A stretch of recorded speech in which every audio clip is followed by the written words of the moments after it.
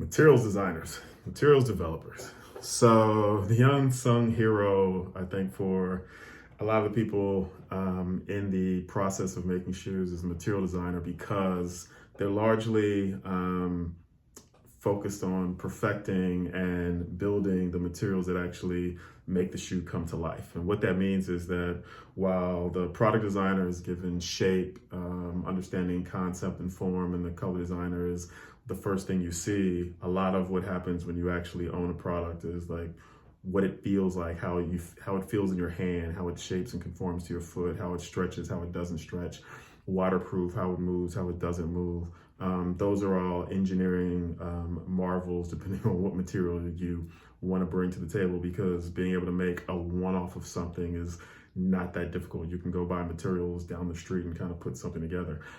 Being able to build that at scale, being able to make 100 of them, being able to make 1,000,000 of them requires some heavy lifting in terms of material design, because you want to do all that at a cost that is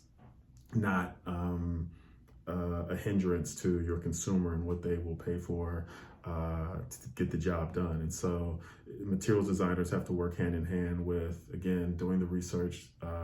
with the product designers, with the color designers, to kind of figure out what's the real want, what's the real need, what problems are you trying to solve, while working with the engineers, the developers,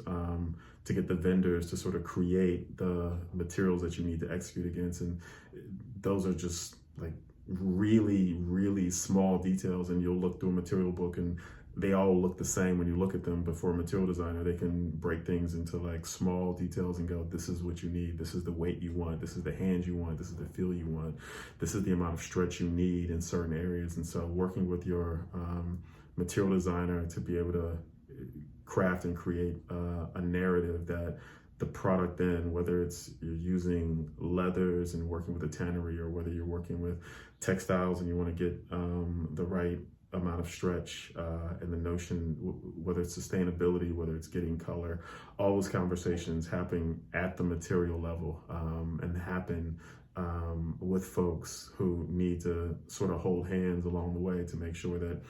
it'll work and perform the way it's supposed to be, but also it again shows up on time and at the cost you need it to perform. And so the materials designers, materials developers, again, not necessarily the first thing that people